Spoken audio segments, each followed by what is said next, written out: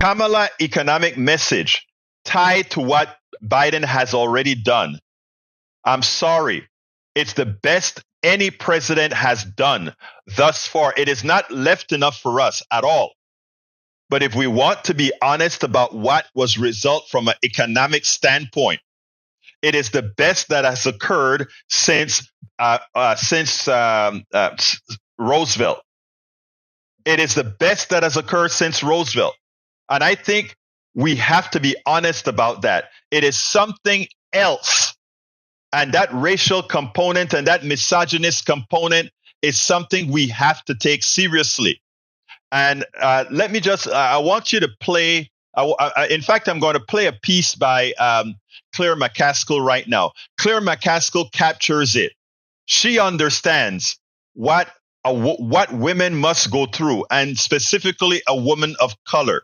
Look, a flawed character like Donald Trump, faced with somebody like Kamala Harris, I am sorry.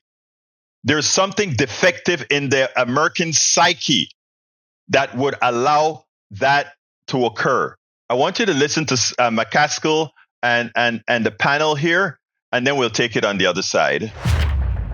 Claire McCaskill will determine. You okay? I think I'm okay. Tell me what you're thinking. Well, I'm so proud. I'm so proud of her. I don't think people realize how hard it is to get to where she was.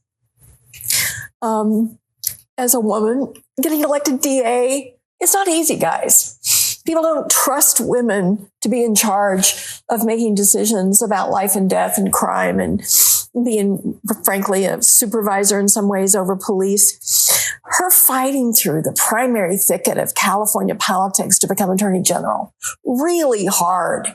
I mean, this is really hard stuff. For her to be selected as vice president after what I think she would tell you was a very disappointing presidential race, where I think she kind of lost her footing and was listening too much to consultants, frankly, and it didn't really exude who she was. And then to be vice president and to step into the most difficult situation in the world, where she had to be completely loyal to Joe Biden and respectful of the fact that he had chosen her, but yet maneuver in a situation. I mean, such political skill. It is just inspiring. People who don't understand what she had to do to get to this moment. Mm-hmm. And so I'm just very proud of her. Howman, I don't want to,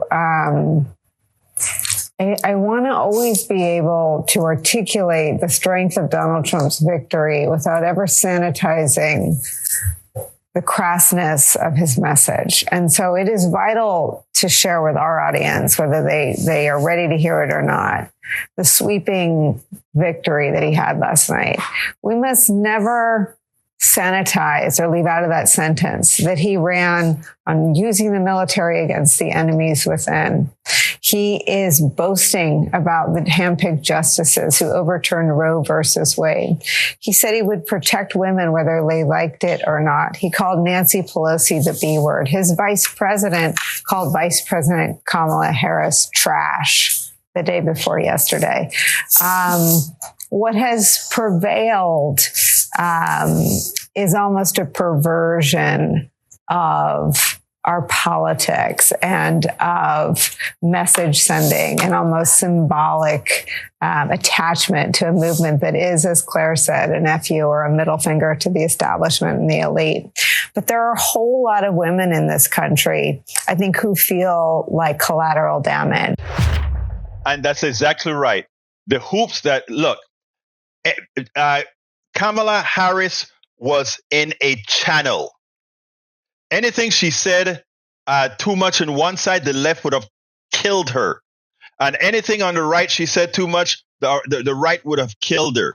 I mean, if you take a look at her brother Rudden, they said, oh, look, she didn't speak up against a billionaire. No, but implicitly in the way she speaks, when she talks about an opportunity economy, she's pretty much saying that without saying the billionaires are the evil beings that they are, because they are.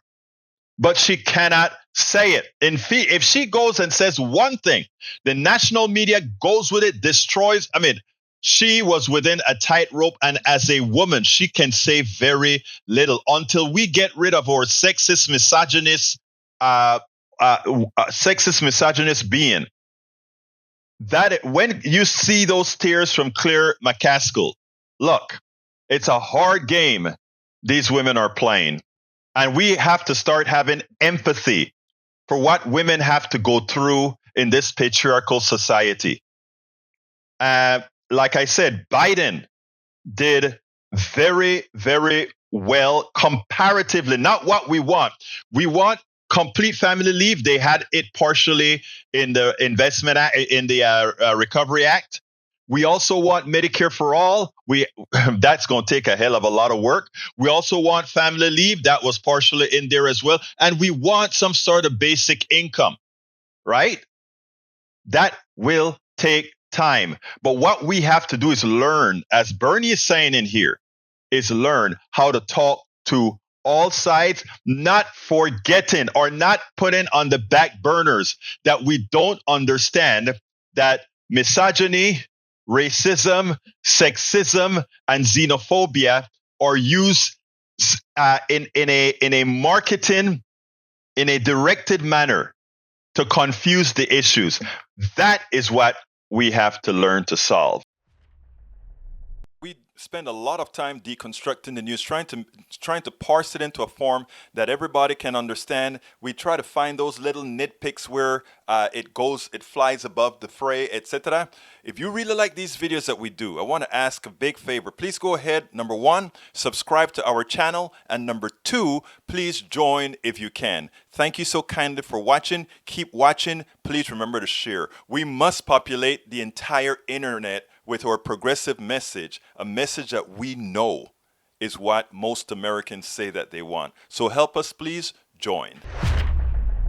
Support for this show, Politics Done Right, comes from politicsdoneright.com, publishers of How to Make America Utopia, Take Away the Economy from Those Who Rigged It, As I See It, Class Warfare, The Only Resort to Right-Wing Doom, It's Worth It, How to Talk to Your Right-Wing Relatives, Friends, and Neighbors, and other books written by Egberto Willies.